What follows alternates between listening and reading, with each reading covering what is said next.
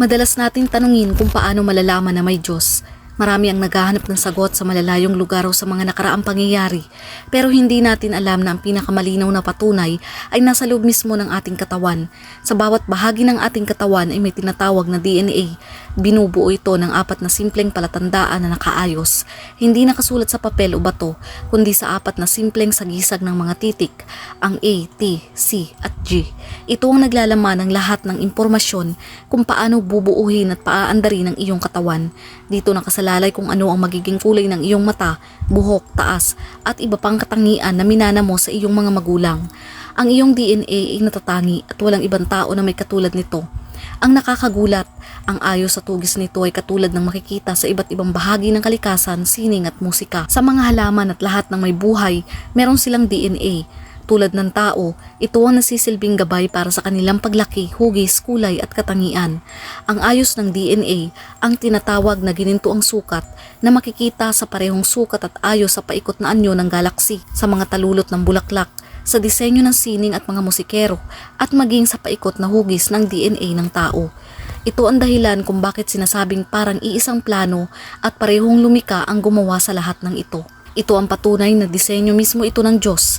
Ito ang dahilan kung bakit maraming bagay ang tila maganda at balanse na nagpapatunay na iisa ang lumikha ng lahat. Nang pag-aralan ito ng mga eksperto, ang DNA ng bawat tao ay hindi magkakapareho, maliban na lamang sa magkakambal, para banlagda o tanda na nagsasabing gawa ito at pinaghandaan ng mabuti.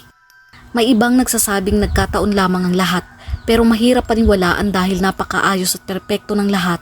Noong 2013, nakita rin ng ibang mananaliksik na ang ilang bahagi ng ating DNA ay parang mensaheng sinadyang ginawa.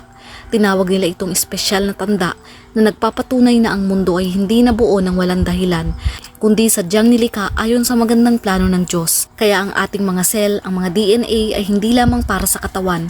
Ito ay mensahe na naririto na mula pa noong simula. Kapag tumingin ka sa salamin, isipin mo ito. Sa loob mo ay merong bagay na mas nauna pa sa mga bituin. Napakaganda at walang mali.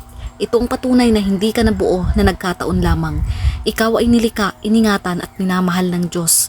Ang kanyang tanda ay nasa iyong pagkatao at ito ang pinakamalinaw na sagot na hinahanap natin.